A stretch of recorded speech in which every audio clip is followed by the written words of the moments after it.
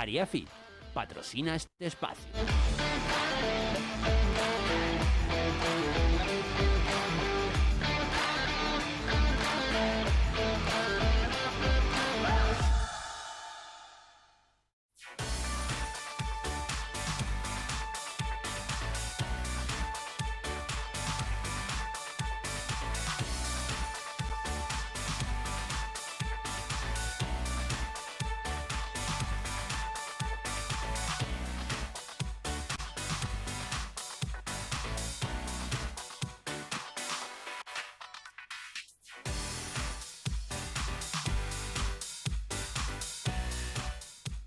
Bienvenidos un día más al Magazine de OVE, quien les habla aquí en Biosfera Televisión. Hoy último programa de la semana, jueves 22 de octubre, vamos a hablar con Daura Hernández. Ella es la coordinadora del primer punto de encuentro familiar aquí en Lanzarote. Forma parte de la red que existe en Canarias. La tengo ya sentadita a mi lado. Daura, ¿qué tal estás? Hola, muy bien, buenos días. Encantada de que nos visites y que nos hables un poquito acerca de este servicio. No es el primero en las islas, forma parte de una red, es el tercero, si no me equivoco. No, lamentablemente todas las islas de Canarias ya tenían, excepto Lanzarote. ¿En serio? Sí. Wow, bueno, a ver, yo creía que tenían las islas mayores y nosotros éramos los terceros. Bueno, sí que es verdad que durante muchos años fue así. Pero estos últimos años, desde el gobierno, pues se ha ido apostando porque cada isla tenga al menos un punto de encuentro familiar, ¿no? Que es el mínimo que se debería de cumplir, y faltaba Lanzarote y ya desde el 1 de septiembre pues ya cuenta con su punto de encuentro. Bueno, hemos tardado, pero por fin lo tenemos. Me gustaría empezar, ¿qué es un punto de encuentro familiar? Vale, un punto de encuentro familiar es un recurso neutro en el que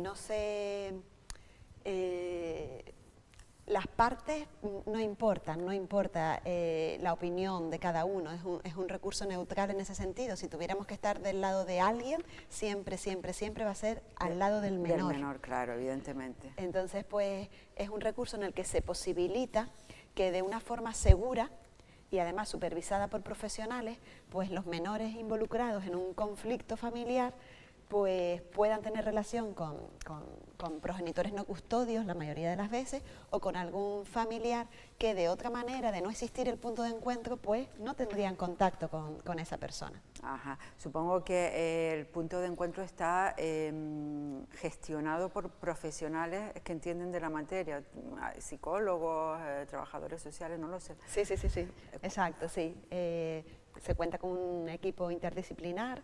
Siempre es imprescindible que se tenga formación en familia, en intervención familiar, en mediación familiar.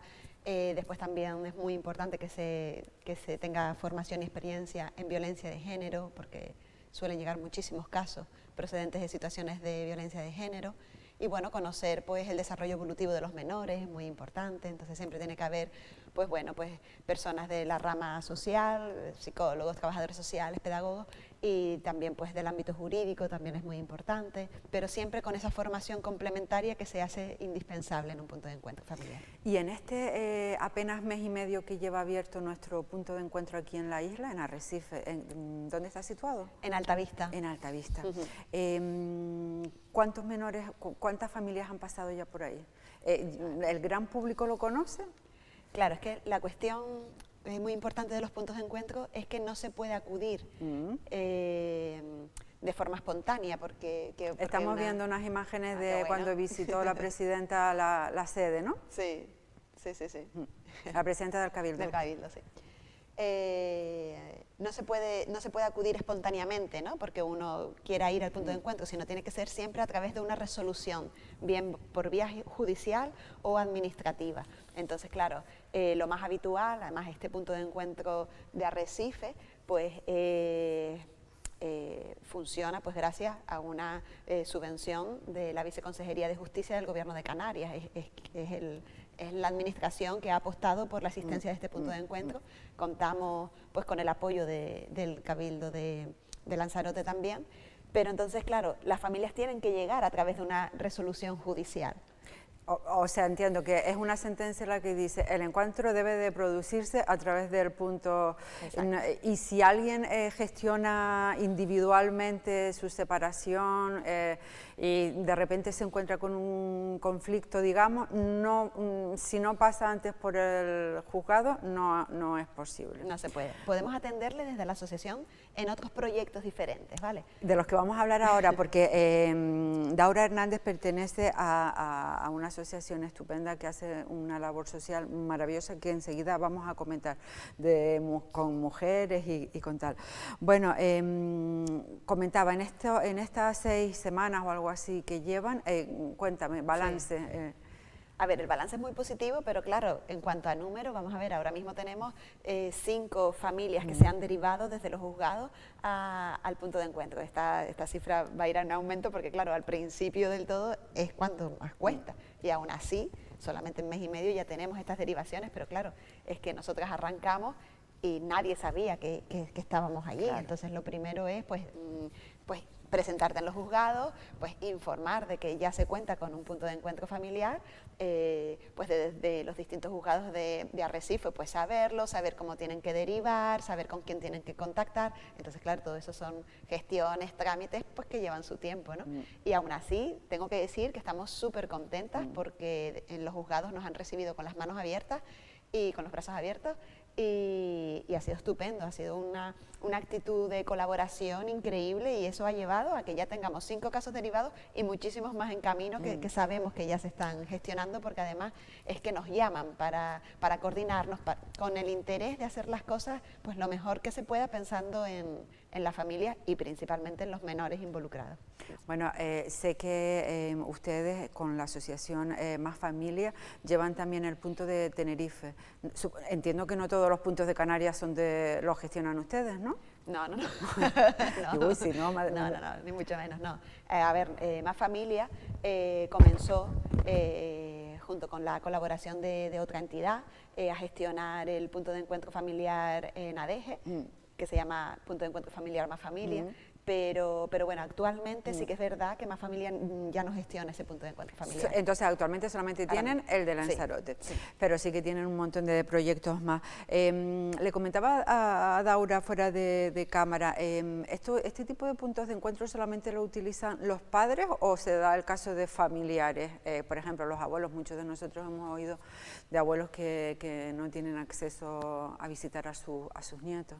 Exacto, también es para ellos, igualmente por resolución judicial previa. Pero sí, porque muchas veces el conflicto pues ya no es entre los progenitores, o además de ser entre los progenitores, pues abarca también a otras figuras de la familia extensa, y que pueden ser muy importantes en el desarrollo del menor, porque a lo mejor son personas que han tenido un vínculo, que han tenido una presencia importante en la vida de ese menor, ¿no? Y de repente se les corta. Y de repente se les corta y no es eso lo que se merece un menor, ¿no? Entonces, pues vamos a suponer pues situaciones en las que un progenitor está en contra, por la razón que sea, de que su hijo o hija tenga relación con el abuelo pues de la otra parte.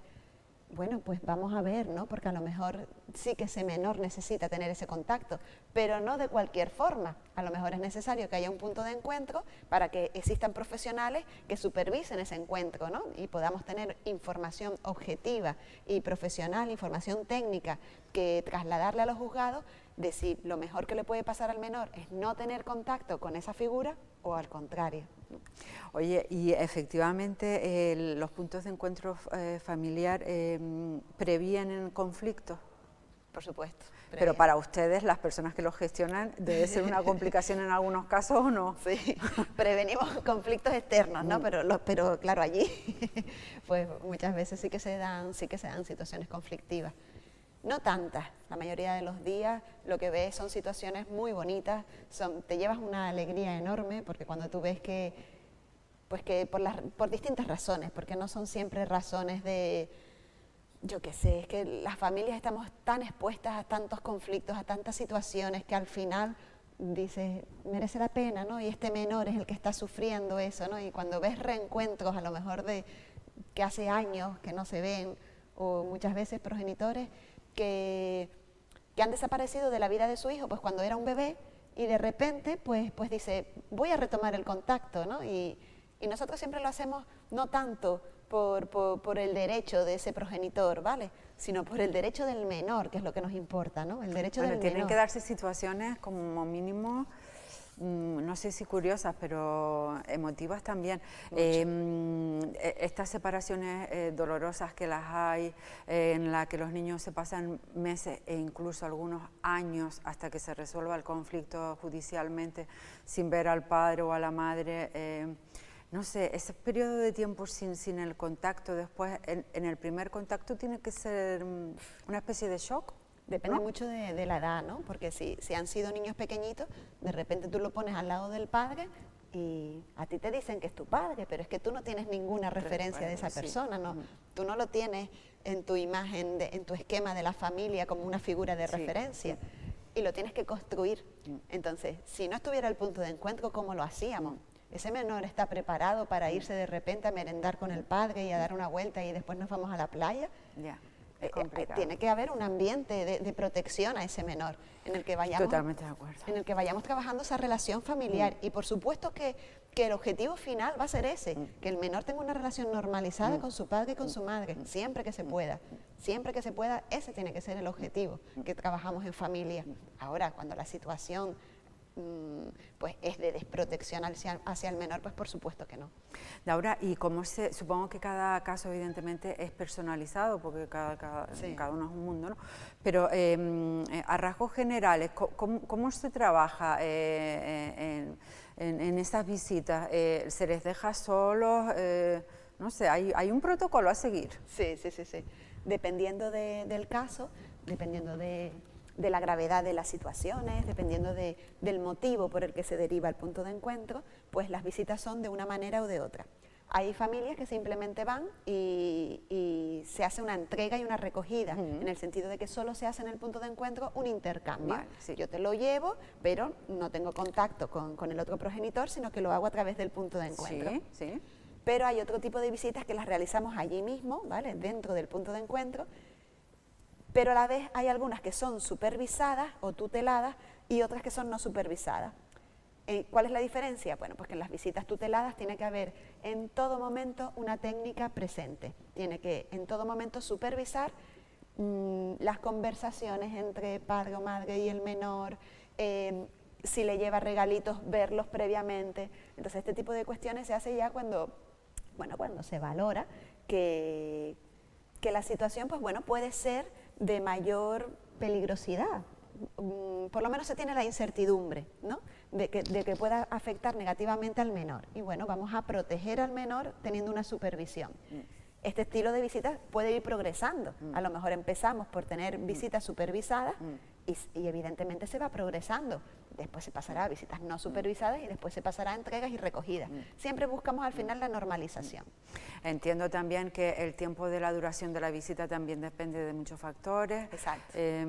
No hay nada establecido, ¿no? Y ustedes después que hacen un informe para mantener informados Eso es lo más importante, ¿no? al juzgado o a quien lleve el caso, ¿no? Sí. Y así podemos realmente ser los ojos de esas personas pues que tienen que tomar decisiones tan importantes de la vida del menor solamente pues viendo pues un día, a lo mejor en una vista de un juicio en el que las personas pueden estar pues tan nerviosas que no estás en un momento de comprensión ni de un buen razonamiento, ¿no? Entonces, pues para un juez o una jueza qué difícil, ¿no? Tomar ese tipo de decisiones.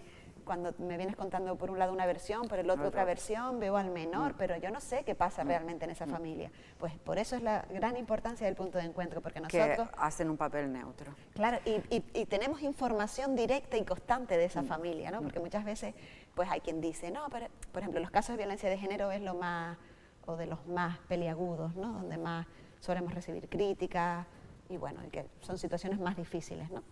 Pero...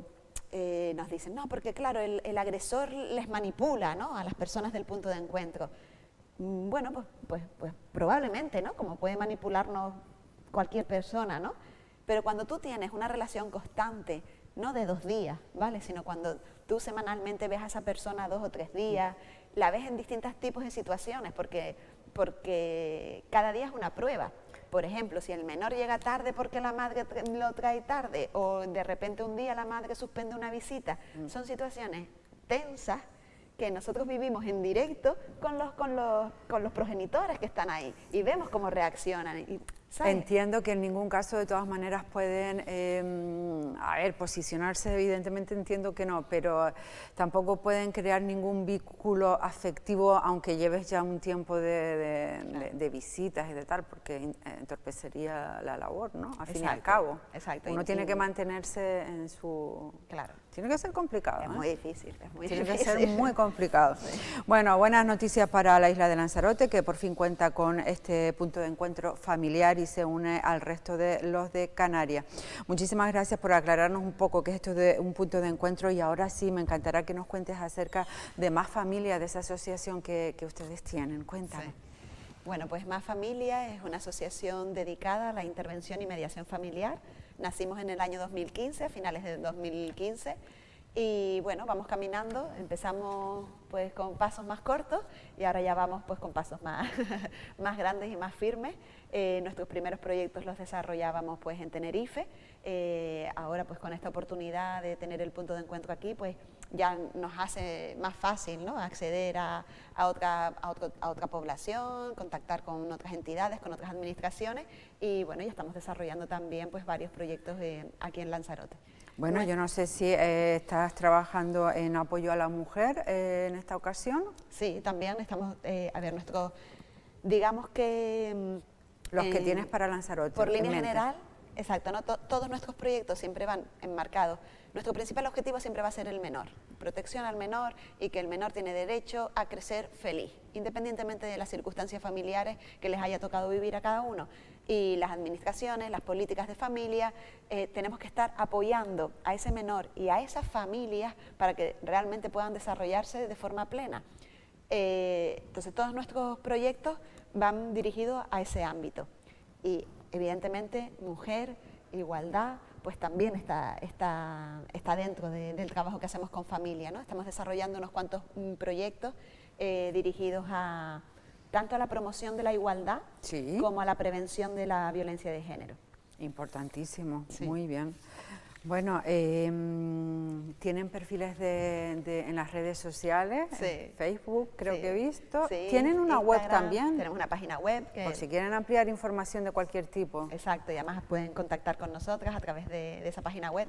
Por ejemplo, ahora mismo, lo que me preguntabas de los proyectos que estamos haciendo aquí concretamente en Arrecife, tenemos dos proyectos. Uno se llama Más Mujer, que es de atención psicosocial totalmente gratuita a mujeres que estén, bueno, pues viviendo cualquier circunstancia de vulnerabilidad.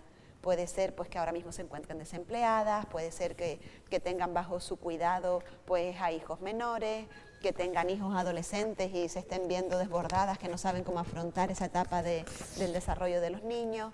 Cualquier circunstancia en la que nos podemos ver cualquier persona, no tienes que ser especial para que te pase ese tipo de cosas, ¿no?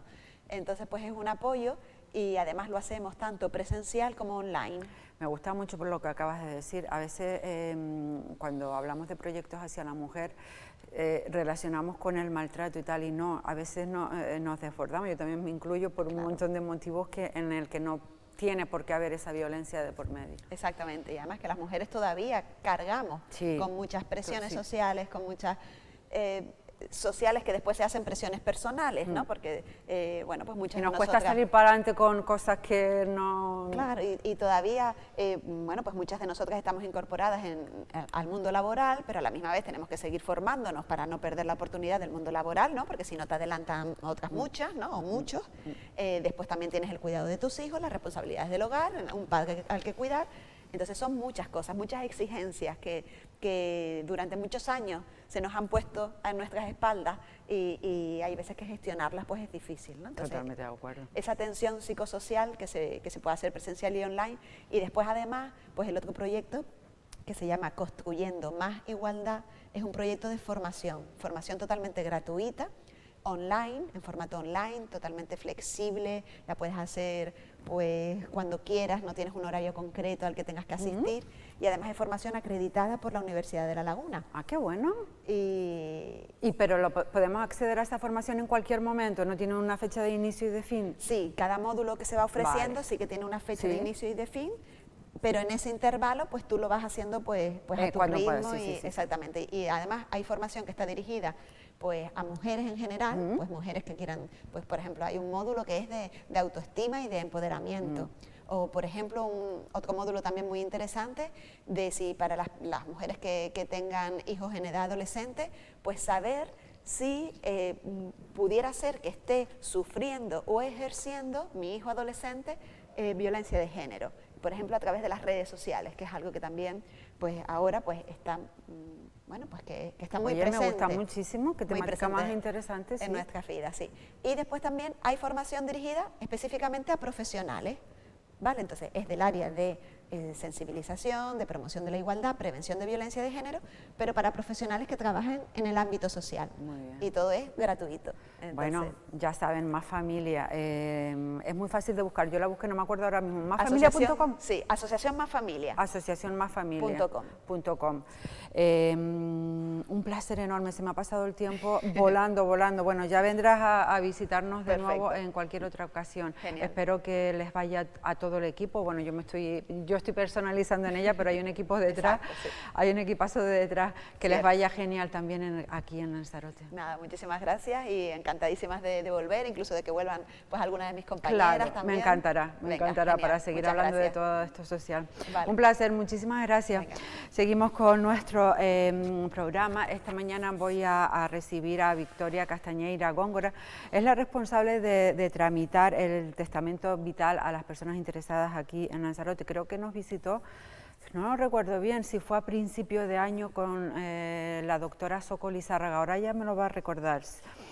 Vamos a seguir hablando de este documento legal que son las manifestaciones anticipadas de voluntad con ella, y vamos a tener el testimonio de una persona que ya lo ha hecho y que ustedes conocen bien. Muy buenas, Victoria, ¿qué tal estás? Buenos días, muy bien. Victoria, estaba comentando, ¿cuándo fue la última vez que me visitaste, que viniste con la doctora Soko? Fue en enero, creo que fue exactamente el 15 de enero, sí. Ah, vale, tenía la duda de si había sido este año o Fue anteriormente. este año, pero muy al principio. Claro, después ya hemos tenido el tema del confinamiento y tal, ya se me ha ido la cabeza. Parece que ha pasado mucho tiempo, ¿verdad? Bueno, Victoria, vamos a seguir hablando del trámite del testamento vital. En todos estos meses, ¿qué evolución ha habido en Lanzarote? Bueno, la evolución ha estado cortada por el tema de la pandemia, pero a día de hoy llevo hechos ya como unos 120 y tantos manifestaciones anticipadas de voluntad, que es como se llama en Canarias. ¿Son bastantes o me parece a mí? Son bastantes, porque tampoco es que esto lo haga mucha gente. En estos momentos, en toda Canarias, hay activas unas 12.500 testamentos vitales. Se han hecho más de 14.000, pero los otros son fallecimientos o traslados. Estamos hablando que es una tasa muy pequeña, una tasa que no llega ni al 0,6 por mil. ¿Y por qué crees que pasa? ¿Porque todavía no estamos bien informados o...? Pasa un poco todo. No estamos bien informados, no sabemos que existe, le tenemos miedo a hablar de la muerte. Te iba a decir ahora, es que hay mucha gente a la que le da yuyu hablar de la muerte. A mí no, pero hay mucha gente a la que lo menciona y no le gusta. No. A mí me gusta decir que más que vamos a hablar de la muerte, deberíamos de hablar de la vida. Lo que estamos haciendo con este documento es planificar lo que nos queda de vida, para que sea una vida, digamos, de calidad, que sea confortable y de poder decidir hasta el último momento. Bueno, hay que decir que este registro sanitario de este tipo de manifestaciones es una cosa totalmente legal, está instaurada a nivel regional, bueno, y a nivel nacional, pero a nivel, nosotros nos acogemos a uno regional, ¿no? Hay un registro nacional, o sea, ¿Sí? Cada comunidad autónoma tiene sus registros, pero después están conectados a nivel nacional, creo que ya desde el año 2013, porque esto es bastante antiguo. Esto se empezó a hacer ya con la legislación salió en el 2006, que ya se podía hacer este documento. Estamos ya en donde estamos y todavía es el 14 gran años después, desconocido. bueno. Tiene un ámbito nacional. Cuando se hace en Canarias, desde que lo registramos salen unos iconos en la historia clínica de atención primaria o de atención especializada que indica al personal sanitario de que esa persona tiene el documento hecho. O sea, que no hay margen de error. No hay margen de error. ¿O no debería de haberlo? No debería. También es verdad que ese documento está ahí y está colgado para que se utilice solo cuando haya que utilizarlo. Evidentemente, sí, sí. También ese testamento vital va a un registro nacional. Si vamos a otra comunidad autónoma no va a salir un icono diciendo que tenemos ese testamento hecho, pero sí que todos los hospitales, tanto públicos como privados, tienen acceso a ese programa de registro.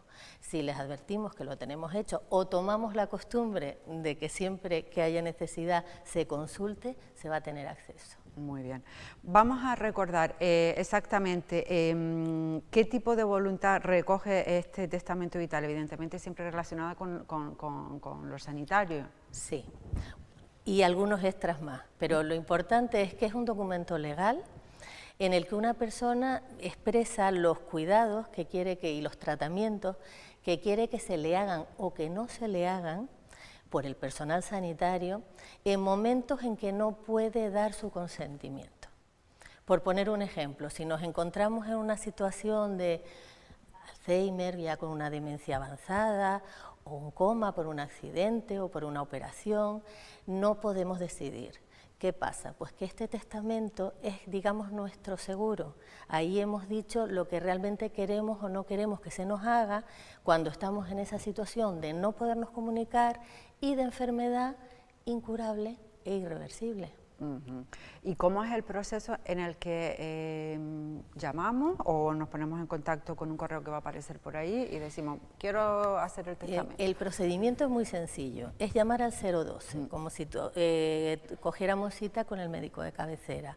Allí nos van a preguntar si queremos hacer la manifestación anticipada de voluntad con notario o con funcionario.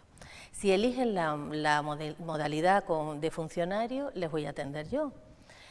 ¿Cuál es la diferencia? Pues que yo les atiendo, en ese mismo día ya se llevan la manifestación en papel a su casa y además ese mismo día se implementa a la historia clínica.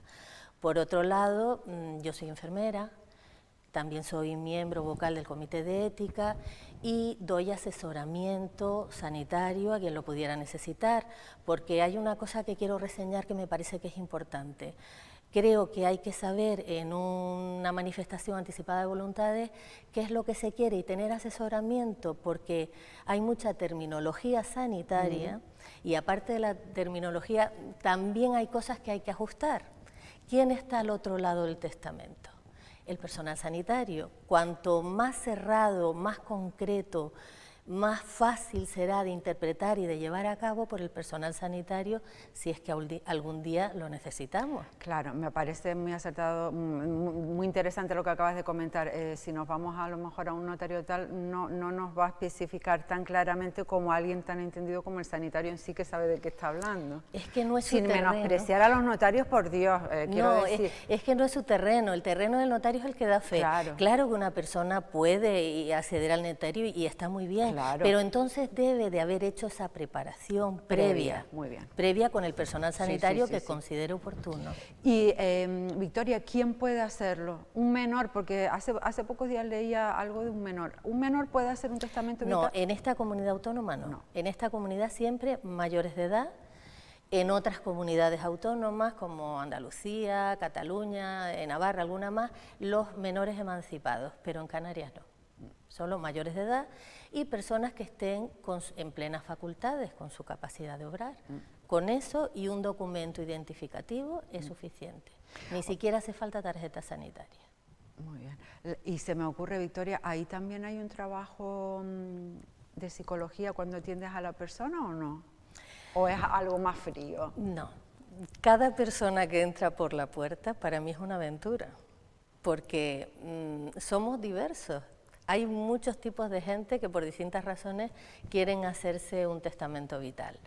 ¿Pero se repite el patrón o no? Se repiten algunas cosas. Se repite, por ejemplo, que hay muchos testigos de Jehová que vienen para evitar terapias, que se le pongan terapias que lleven sangre. Después está mucho el patrón de las personas que han visto sufrir a familiares o allegados con enfermedades tipo Alzheimer o ictus, que han estado tiempo en cama o en situaciones muy duras. Esos vienen como diciendo, a mí esto no me va a pasar porque ha sido tremendo. También vienen muchas mujeres, y muchas mujeres que no quieren dejar problemas, que no quieren dejar problemas a la familia, a los hijos, y quieren dejarlo todo claro. Personas que también eran donantes de órganos y tenían esos carnés que había antes pero no estaban unificados, y ahora quieren también dejar este registro más concreto. Aquí también podemos dejar dicho si queremos donar o no queremos donar, evidentemente. Sí, por eso, aparte de las instrucciones sanitarias o las instrucciones post-mortem, también hay un apartado un poco de valores, donde las personas pueden dejar también alguna reseña sobre algún tipo de ceremonia o algún tipo de rito que se quiera hacer, por ejemplo, si quieren una extremaunción o no, para dejar indicaciones a sus familiares, si quieren ser incinerados o no quieren ser incinerados. Y bueno, que es bastante amplio, se pueden contemplar muchas cosas en una manifestación. Vamos a tener el testimonio de una persona que lo acaba de hacer muy conocido. En un segundo estoy con él. Me acaba de llamar la atención el tema de, por ejemplo, los testigos de Jehová, que creo que ellos no admiten las transfusiones de sangre, ¿no? Exacto, ni de sangre ni de derivados de la sangre. ¿Y si lo dejan recogido en un testamento vital, se les tiene que respetar? Por supuesto. Es un rechazo a un tratamiento. Aquí tenemos una legislación, bueno, aquí en toda España, pero nosotros tenemos varias. Quizás la más interesante, la más completa sea la Ley Canaria del 2015, que trata no solo de aspectos de final de vida, sino también de derechos del paciente, y tenemos derecho a decidir lo que queremos y lo que no queremos. Si ellos no quieren terapias de este tipo, están en su derecho y el personal tiene que respetarlo. ¿Y no se puede dar el caso de que el personal diga no, por ¿La objeción de conciencia? Sí. No, la objeción de conciencia está regulada en este caso para el aborto, y si en un futuro hay una ley de eutanasia también, pero no para una limitación de tratamiento, porque no se trata de hacer algo que provoque una situación de muerte, no se trata de no poner algo. Es un concepto, es un matiz interesante y diferente. Muy bien. Bueno, Victoria, el local donde ustedes hacen este testamento, si no me equivoco, es el mismo hospital. No, hemos cambiado porque con la pandemia era un sitio muy pequeñito, que no estaba aireado y era imposible seguir haciéndolo allí. Se buscaron todas las fórmulas posibles, está muy mal el tema de locales en el Servicio Canario de Salud, y el Ayuntamiento de San Bartolomé pues nos ha ayudado poniendo la Casa Cerdeña, que tiene un espacio muy grande, una antigua bodega, poniéndolo a nuestra disposición. Estupendo. Está muy bien. Acabamos de verlo publicado hace poco. Sí, está muy bien porque es muy amplio, es muy tranquilo.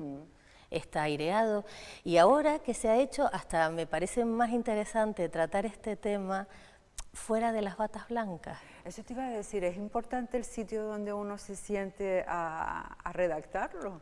Yo creo que sí, pero porque el ambiente nos contagia. Del funcionario, en tu caso, de la gente que vamos. Yo creo que sí, porque si tú percibes un ambiente más tranquilo, donde no hay esa presión, no esos ruidos. Yo antes estaba enfrente del registro general, se formaba una cola en la puerta, entonces no se crea el ambiente de intimidad que se debe de tener.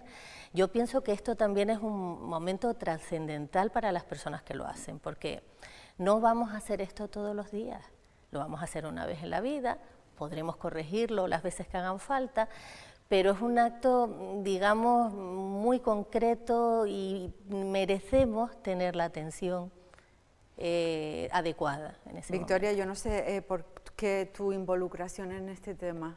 ¿Por qué, cómo llegas a él? Llego pues yo pertenezco al Comité de Ética, esto es una reivindicación del Comité de Ética de hace mucho tiempo, ya se hacía a nivel funcionarial en Las Palmas y en Tenerife, y en Lanzarote venía alguien de vez en cuando. Venía además una funcionaria que falleció, cada vez era más difícil que viniera alguien. Y bueno, pues reivindicando esto, la verdad que tengo que dar las gracias a la directora de área, Noelia Umpierres, porque se lo tomó en serio y consiguió todos los permisos institucionales para que esto se pudiera hacer aquí. Y aquí se hace un poquito diferente, porque por primera vez hay la implicación de personal sanitario. Independientemente de que yo soy enfermera y tengo formación sanitaria, yo no estoy sola. El Comité de Ética está detrás para cualquier duda, para cualquier problema que pueda surgir, y es un equipo multidisciplinar donde participan médicos, enfermeras, trabajadores sociales, psicólogos y mucha más gente que además no son sanitarios. O sea que entiendo que si tenemos cita y se nos plantea cualquier duda durante la intervención contigo, no tenemos por qué dejarlo cerrado en ese mismo momento, ¿no? Por supuesto. Podemos decir, vamos a pensarlo, vamos a consultarlo y damos otra cita. Bueno, hoy nos acompaña Tomás Pérez Esaú, que aparte de hablarnos de cultura dentro de un ratito, es una de las personas que ya ha hecho ese testamento vital y vamos a conocer su testimonio. Tomás. ¿Qué tal? ¿Qué tal está? Cuéntame, ¿por qué decides hacerlo? Básicamente porque era una cosa que venía rondando en mi cabeza hace muchísimos años. Yo arrastro un historial de referencia con referencia a la muerte, yo creo que como muchos, ¿no? De pequeño, mi abuelo falleció, yo era apenas un crío, y durante muchísimos años acompañé a mi abuela a enramar a ese concepto de ir al cementerio y tal, ¿no? Desde que era un crío, con 5 o 6 años, ya estaba metido en aquel mundo de cementerios, de flores y tumbas y tal, ¿no? O sea, la muerte me llamaba desde pequeño muchísimo la atención, máxime porque esos días coinciden con mi cumpleaños. Entonces era una cosa como, el día de mi cumpleaños yo estaba en un cementerio. Y entonces yo era muy curioso, sigo siendo muy curioso, y mi abuela, sin pudor ninguno, me hablaba de todo ese mundo de la muerte con una tranquilidad. Ella me decía siempre que lo único que tenemos seguro en esta vida es que no vamos a morir. Pero el resto realidad, puedes claro. hacer o deshacer lo que quieras y tal. Pero hay una cosa que está ahí, que siempre va a estar ahí, y que no conviene no hablar de ella. O sea, a mí esa gente cuando dice, no, parece que si nombras la muerte, yo no estoy llamando a la muerte va a venir, claro, ella sola por su cuenta, ya no hace falta que la llame, Yo opino ella lo sabe mismo. cuándo tiene que venir. Entonces, esa historia rondaba en mi cabeza. Hubo películas y libros que me hicieron reflexionar mucho. Recuerdo una película concretamente que habla sobre la eutanasia, que no es el caso, pero que te hace reflexionar sobre esa historia de la muerte, que es una película canadiense que se llama Las invasiones bárbaras. Una película que le recomiendo a todo el mundo porque es una película fantástica que realmente te hace pensar sobre ese concepto que tenemos de la vida, ¿no? O sea, proteger la vida. ¿Hasta dónde? Hasta el sufrimiento, hasta el dolor, hasta el deterioro total y absoluto no tiene sentido, ¿no? Entonces, cuando surge la posibilidad a través de Victoria de poder llevar a cabo este documento, digo, oye, me apunto ahí rápidamente tal, porque también he pasado por la circunstancia de tener familiares cercanos, en el caso concreto de mi madre, a la que cuidé durante 12 años, en todo ese proceso de deterioro. Y cuando lo vives cerca, yo creo que además, Victoria, corrígeme, muchos de los primeros que se apuntaron a esto fueron precisamente el sector sanitario, los enfermeros, la gente que trabaja, porque son los que ven día a día el problema, ¿no? Entonces, cuando tú eres consciente, no como una idea que tienes en la cabeza, sino cuando lo has vivido, te das cuenta y dices tú, a ver, yo no quiero pasar por nada de esto, yo no quiero dejarle este tremendo paquete a nadie que decida por mí en ausencia de mi voluntad.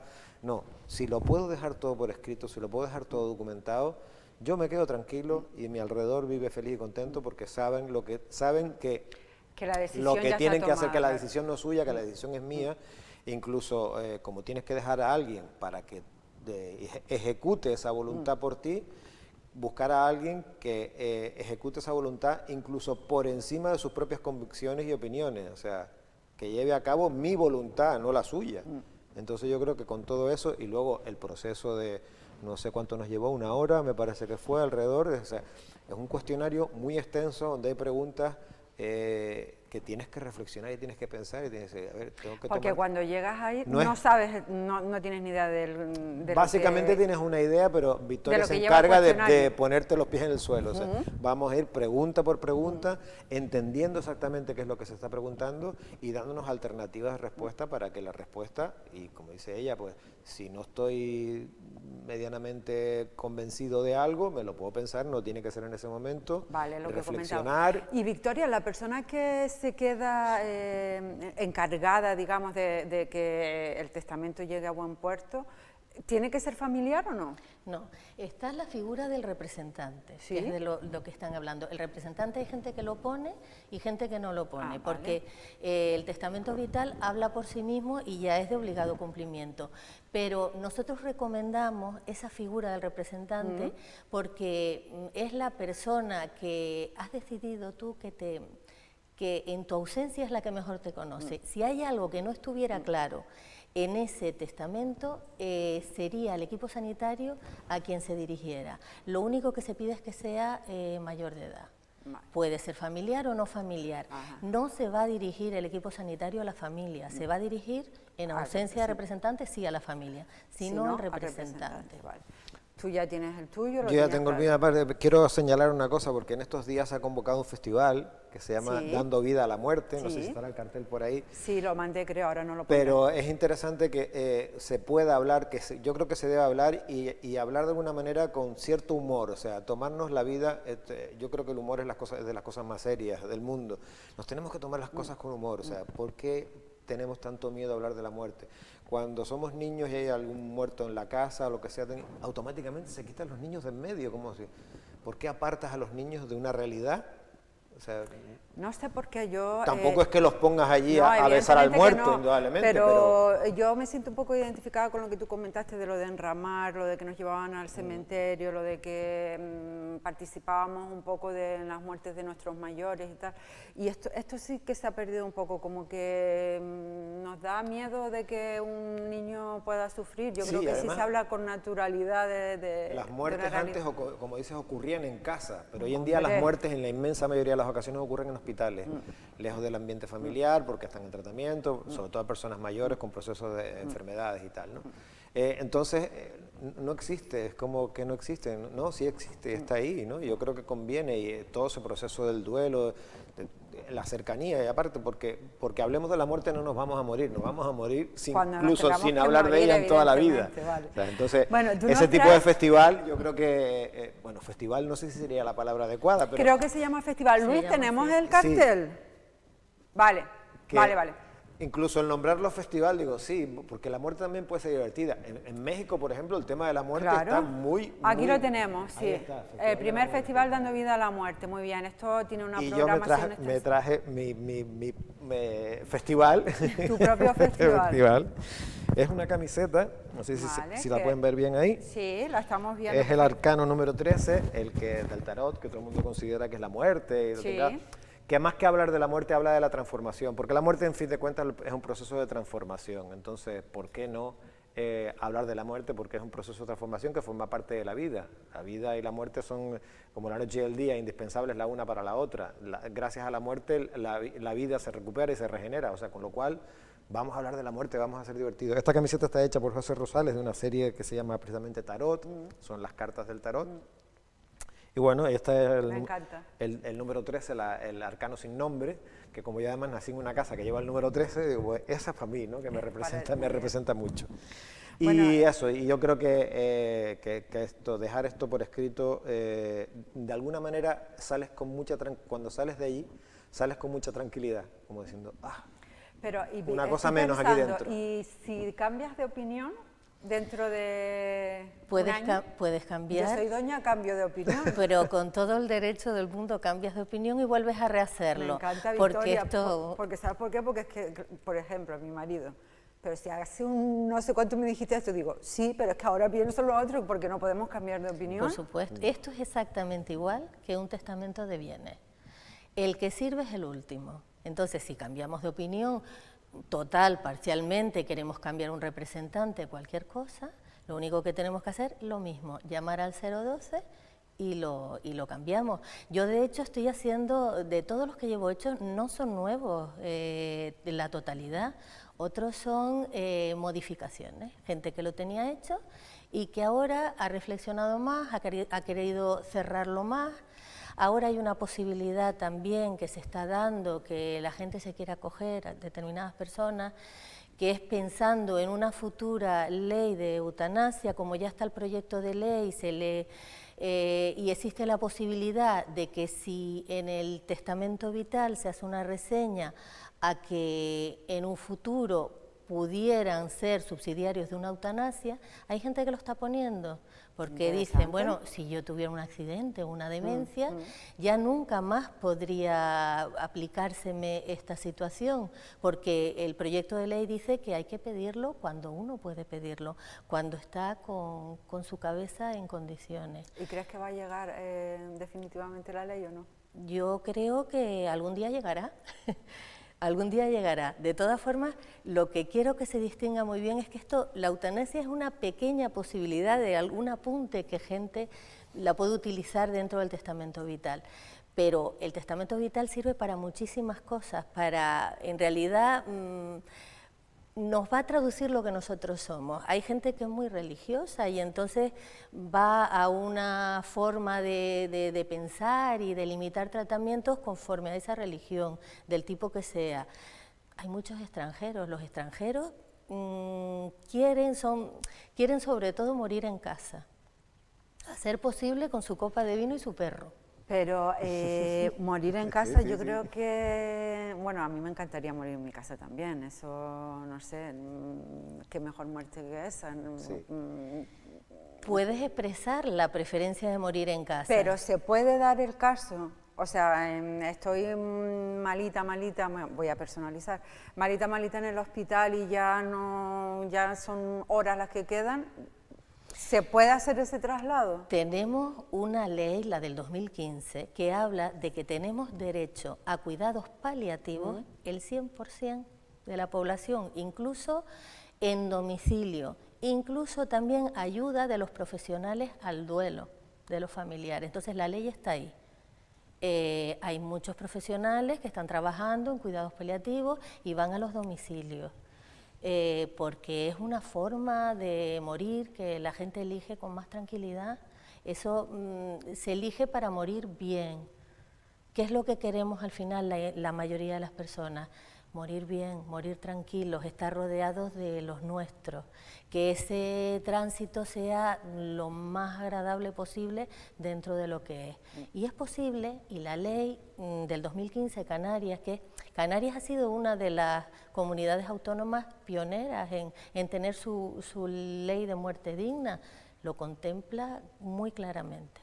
Bueno, entonces varios perfiles, los extranjeros lo tienen claro por un lado, y el margen de edad me lo has comentado, ¿qué tal? La mayoría tienen entre 60 y 69 años, seguidos por los de 50, 59 años y después más de 70 años. Los jóvenes como que no van con ellos. Te estoy dando datos de Canarias. Hay algunos jóvenes, y vienen muy jóvenes. Yo esta semana tuve una chica de 18 años, pero claro, era testigo de Jehová, entonces ella no venía motivada pensando en una reflexión sobre los últimos días, la muerte, venía motivada por el tema de la sangre. De hecho, su testamento era en ese sentido, porque todavía no tenía la cabeza para reflexionar en ese tipo de cosas. Pero eso es lo que quería dejar, eso es lo que deja. Si más adelante quiere ampliarlo, lo ampliamos. Bueno, me parece imprescindible, además, a mí me tendrá que tocar, algún día te visitaré en breve. Con esto pasa una cosa, que a muchísima gente le parece una gran idea y le parece estupendo, pero después no encuentran el momento. Yo animo a que encuentren el momento, porque igual que las familias se pelean por las herencias de bienes, también puede ocurrir esto en la familia y ocurre con muchísima frecuencia porque... Cosas de las que tampoco hablamos y ocurre más de lo que pensamos. Ocurre mucho, porque hay a lo mejor un hijo que quiere una limitación de tratamiento y dice, no quiero que le pongan una sonda nasogástrica a mi madre, pero hay otro el que dice, pero ¿por qué no? Es que entonces si no le pones la sonda se va a morir. Se crean unas situaciones muy duras y muy conflictivas. Es bueno pensar también, yo creo que hacer los 2 testamentos es interesante, para estar tranquilo. Sí, no sé cuándo, pero sí. ¿Hay un día en concreto o se llama, se pide hora y ya...? Se pide hora, pero yo tengo establecidos los martes y los jueves. Martes y jueves. Y tengo unas horas ahí que, bueno, una serie de horas, y en principio estamos así porque con esto cubro a día de hoy la demanda que hay. Se irá poniendo más ofertas si hay más demanda. También es verdad que hago otro tipo de labor, pues por ejemplo el lunes estuvieron estudiantes de enfermería que van a hacer un trabajo sobre esto, se intenta hacer charlas con colectivos. Esto de las teles locales está muy bien porque llega a los hogares y ahora que es tan difícil hacer cualquier tipo de acto, cualquier tipo de charla por el tema de claro, la pandemia, que la gente sepa va muy bien. Del servicio. Tomás, ¿tú tienes tu documentación? Sí, solo me falta hacer una cosa, que lo voy a hacer aquí en vivo y en directo. A ver. Si me prestas el bolígrafo, que solo me queda estampar una firma y darle... Tengo el cable, por eso no me puedo acercar, Tomás. Vale, entonces aquí en este instante yo firmo el último documento y ya para ti. Muy bien, estupendo.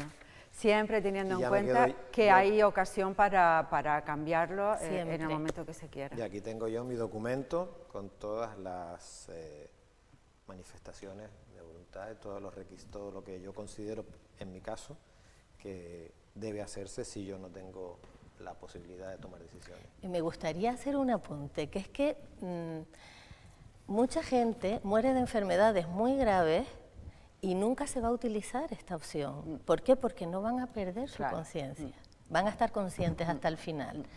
Si ellos quieren decir otra cosa que lo que ponía aquí, mientras puedan expresarlo no hay ningún problema. Claro, el problema Esto es siempre un cuando- seguro, claro. un seguro para cuando no podemos expresarnos. Muy bien. Bueno, yo creo que hay que seguir hablando del tema.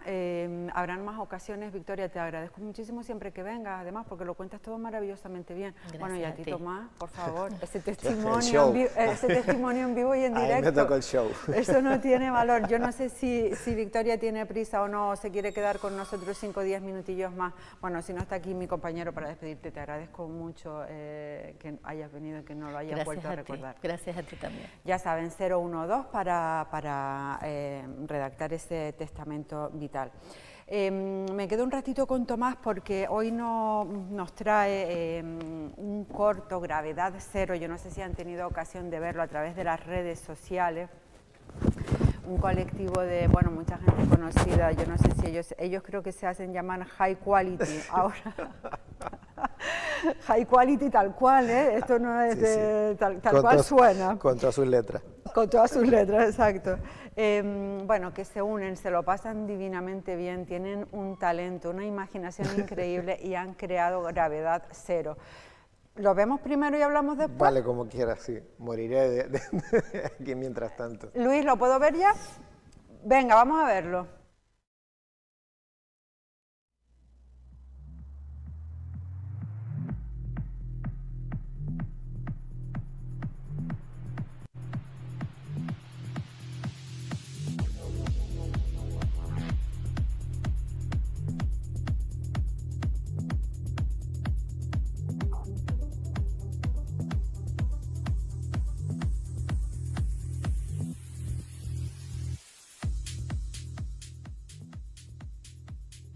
Soy el comandante Wilson al mando de la nave Inclusive de la Agencia Espacial Internacional.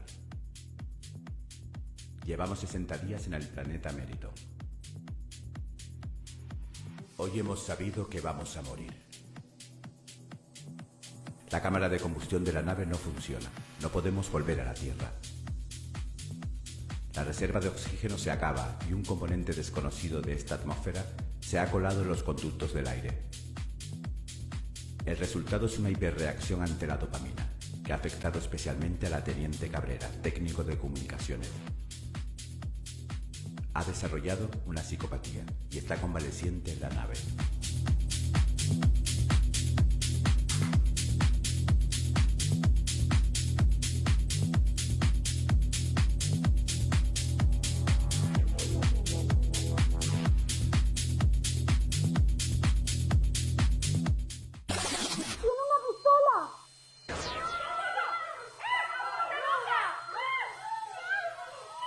Tranquila, Cabrera. Dame la pistola. ¿Pero qué le pasa? Es el virus. Dios mío, Cabrera. ¿Qué has hecho? Comandante Wilson. Comandante Wilson. Carter. Asume tú el mando. ¡No! Pero entonces, ¿dónde está el problema con la combustión? Nuestra cámara de combustión es un solo cilindro y no usa estabilizadores de Sama. Así que los propergoles pueden hacer la reacción completa, ¿entendés? Pero distintos propergoles exigen distintos tamaños de cámara. Eso nos lleva a un número L, que es igual a V partido por A, donde VC es el volumen de la cámara, AT es el radio de la dato vena, y L normalmente se sitúa en un intervalo que va entre el 0,64 y 1,... Soy el capitán Carter al mando. No habrá represalias. De todas formas, solo nos quedan reservas de oxígeno para 3 meses.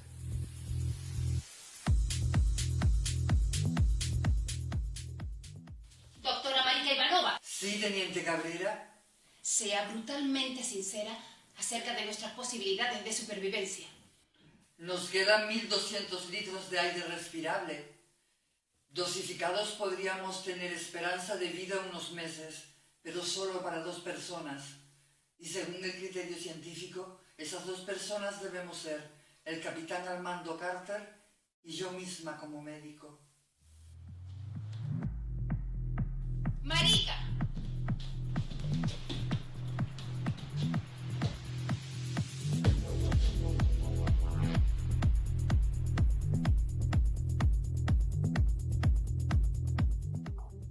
Estamos en manos de Dios.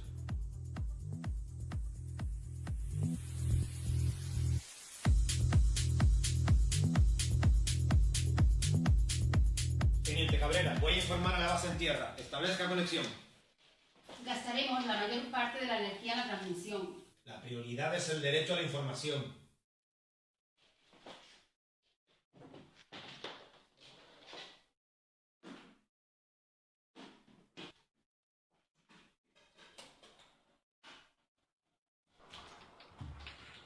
Centro de control, dígame. Aquí el capitán Carter, es una emergencia. Póngame con el director de la misión. Hombre, Carter, ¿cuánto tiempo? ¿Qué pasó? Señor Kraft, una llamada de Carter.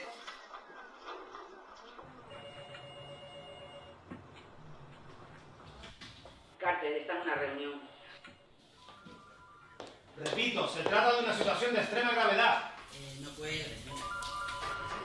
Dice que es una situación de extrema gravedad.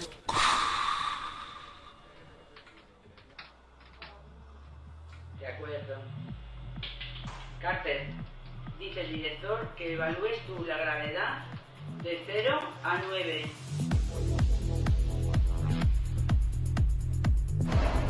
¿Carter? Bueno, una risa. Tengo que felicitar a todo el equipo, especialmente a Lourdes, que es la guionista y la directora del corto. El alma mater de esta historia, Lourdes Bermejo. Lourdes Bermejo, por supuesto. sí. Cuéntame, ¿qué Nada, hay ¿qué detrás te cuento? Esto básicamente arranca pues de Lourdes, y precisamente hace mucho tiempo, somos amigos hace muchos años, y pues un día, pues nada, en casa, no me acuerdo dónde fue, un almuerzo y tal, pues vamos a hacer un corto con el móvil, jajaja, jijijojo, y aquello fue una aventura divertida para aquel momento y tal. Yo creo que como cualquiera de nosotros, todos tenemos una cámara a día de hoy en las manos y tal, ¿no? Yo pensé que aquello se iba a quedar ahí, ¿no? La tontería del momento del almuerzo y después del almuerzo, cuando ya estás con las copas de vino bien puestas y tal, ¿no? Pero a partir de ahí fue tan divertido que Lourdes se quedó con ganas y sigue haciendo cosas y tal, y yo participaba en algunas de ellas y tal. Y luego ya llega el contacto con Carmen San Cristóbal, que es la que se ha encargado de toda la parte técnica, concretamente de este corto, y entonces ya ha subido como un par de escalones más directamente. Entonces ha sido muy divertido, el rodaje fue divertidísimo, nos lo pasamos muy bien. Ahí queda la parte seria del asunto, o sea, de lo que tal, pero yo creo que no hicimos un making of ni grabamos, pero hubiese sido muy interesante grabar todo el proceso porque fue muy divertido. Seguro que sí. Los exteriores, el planeta Meriton, esto es en una arrofera yendo para Guatiza, y todo lo demás ocurre dentro del apartamento de Lourdes, el salón de su casa, con un croma, con una pantalla verde, para poder luego filtrar y poder todos esos decorados irreales. A mí me da, bueno, envidia no, me alucina que con tan poquito y con nada. Solamente, bueno, ilusión y talento, Sí, no, indudablemente, por parte de ella hay que reconocer la el idea talento del guión es muy buena y el talento de todos ustedes. Sí, Oye, eso fue las cosas son como son. una mañana de rodaje en el exterior y un domingo que nos reunimos en casa de Lourdes para hacer. Luego sí, hubo proceso de doblaje de voces, tal, toda la parte técnica, ahí sí que fue muy elaborada para poder sacarlo, tal, montaje, edición musical, toda esa parte y tal, ¿no? Y luego nos hicimos un preestreno que se fue en mi casa. una gran premier. Sí. Claro, a fin de cuentas era un proyecto. No pensábamos, y no sé cuántas visitas tiene en internet, ya creo que va por 1000 y pico reproducciones en internet. Y entonces al principio esto era una cosa para nosotros, claro, no simplemente por echarnos la risa. Pero bueno, alguien hemos querido, lo colgamos, venga, cuélgalo, ¿qué más da? Y tal, ¿no? Y bueno, ahí está, la gente se está divirtiendo. Es básicamente, desde mi punto de vista, yo creo que demuestra que puede ser divertido, que el trabajo puede ser divertido, que puede haber buenos resultados y pasarnos todos tenemos una cámara en la mano, o sea, señores, anímense y cualquiera tiene una buena idea, a mí lo todos que tenemos enseña, buenas ideas. Bueno, aparte del buen rato que he pasado y se pasa muy divertido, sí. Y luego todos los ordenadores a día de hoy vienen por defecto con programas de edición de vídeo preinstalados. Simplemente aprendamos a manejar un poquito de eso y por qué no, luego lo presentamos al Festival de Cine o no sé, o hacemos carrera. Claro que sí. Me voy a recordar, Óscar Hernández era el comandante Wilson, Tomás Capitán Carter, Carmen María Corujo la doctora Marica Ivanova, Emma Gion la telefonista, ¿no? Sí, exactamente. Y Lourdes era... el comité científico de la directora. ¿Se me queda alguien? Carmen San Cristóbal, que aparece ahí un momentito. Neri Crespo, por Cabrera, favor. Sí. Que es la que está afectada por la psicopatía esa, que es la que va matando a todo el mundo y luego muere ella porque decide quitarse de en medio cuando ve que aquello no tiene solución. Bueno, enhorabuena a todos, de verdad, que me he echado unas risas buenísimas y me quedo maravillada con tan poquito lo que se puede hacer, ¿eh? Sí, no, indudablemente yo creo que aparte es eso, que todos tenemos las herramientas en la mano. O sea, ahora me pasa en estos días que estoy dedicado a la enseñanza y tal, que mis alumnos, como no pueden establecer contacto unos con otros y tal, el móvil se le ha convertido en la herramienta indispensable, no solo para trabajar en mi asignatura, sino para comunicarse, para hacer grupos de trabajo. Están haciendo los grupos de manera virtual. Y en clases, estamos cada uno sentados en nuestro sitio, pero tenemos un documento único y van todos trabajando en el mismo documento. Y tenemos las herramientas en la mano, tenemos una cámara, en ocasiones. Yo siempre lo recuerdo, la primera cámara fotográfica del Hubble, del telescopio espacial, tenía 1 megapíxel. Imagínate. Cualquiera de estas cámaras, la más virriosa de estas cámaras, tiene 12, 20 megapíxeles. Claro. Tenemos buenas cámaras, buenas ideas, tenemos todos en algún momento. O sea, simplemente escribe un guioncito, búscate los 4 amigos, sácala a hacerme el pack de cerveza, pide una paella, una par de pizza y puedes pasar una tarde muy divertida. Todo, claro. Muy divertida, ya te digo que fue muy divertido hacerlo, nos hemos reído mucho. High quality. High quality, yo espero que high quality siga, porque además hay proyectos incluso de alguna cosa que hicimos en el pasado vergonzante de volver a hacerla ya en condiciones, no con la cámara del móvil así de aquella manera, sino de trípode, sonido y volver a hacerla bien, ¿no? Bueno, un placer. ¿Vas esta noche a ver Los Fados? No, porque tengo que estar preparando las clases, entonces bueno, estoy un poco sometido tal. Tengo sí es mala noticia que comunicar, porque tristemente la Feria del Libro este año no se va a poder celebrar. Hemos intentado hasta el último momento, pero con las limitaciones de que no se pueden tocar los libros, o sea, una feria del libro sin que puedas interactuar entrar en las casetas, tocar y ojear, porque no se puede tocar nada. Con la limitación, hay autores que estaban previstos que vinieran, pero que ahora tienen otros compromisos por el cambio de fecha, incluso gente que iba a venir de Península y tal, con el temor de si salgo y luego confinan, no puedo salir de aquí, no puedo entrar allá. De hecho, ahora tenemos el día 13 de noviembre un concierto con el grupo Enigma que viene de Zaragoza, en el Salinero precisamente, organizado por la Fundación Lino Díaz, y han tenido que pedir un permiso especial para poder salir de Zaragoza, por temas de trabajo, porque están confinados, que no los dejan salir y tal, ¿no? Entonces, todo esto vuelve muy complicado todo el asunto, y entonces no iba a ser una fiesta, no iba a ser una celebración, sino iba a ser como cumplir el expediente y con un remedio. Bueno. Entonces, pues tristemente hemos decidido cancelar, y digo, bueno, espero que el próximo año estemos todos en mejores condiciones sanitarias, que espero que sí, que esto pasará, aparecerá la vacuna y posiblemente esto sea un mal sueño, del que yo espero dentro de unos años que nos acordemos y digamos, ¿te acuerdas del año del COVID? Uf, yo estoy nos echamos una risa. Yo estoy deseando que llegue ya el 2023, fíjate lo que te digo. Un poco de hartazgo, sí, pero sí. Bueno, hay que mantener la esperanza viva. Sí, no, y aparte la cultura vuelve de a poquito, por ejemplo, ya están todas las exposiciones abiertas, les recomiendo a todo el mundo que vayan a ver el categórico retrato que está en fantástica, es extraordinaria la exposición. El cine también está funcionando ya en el almacén, el Salinero está funcionando con los fados, con varias actividades, y yo creo que poco a poco vamos recuperando. Y es verdad que para lo grande, pues festivales, pues por ejemplo como Arrecife en Vivo, Sonidos Líquidos, o la propia Feria del Libro, que ya eran, digamos, estructuras mucho más voluminosas de inversión, de estructura y de público, porque no tienes al público sentado en una butaca, sino que es público en las calles. Muy entonces, consecuente la cancelación y a esperar a la siguiente. Sí, eso tiene todavía un poco y tal, pero llegará. Claro que sí. Y lo celebraremos además. Bueno, un buen fin de semana. Igualmente. Un placer, muchísimas gracias. Un placer. A ustedes también, gracias por acompañarnos una semana más, último programa de la semana. Les emplazo al próximo lunes a las 2:30, como siempre.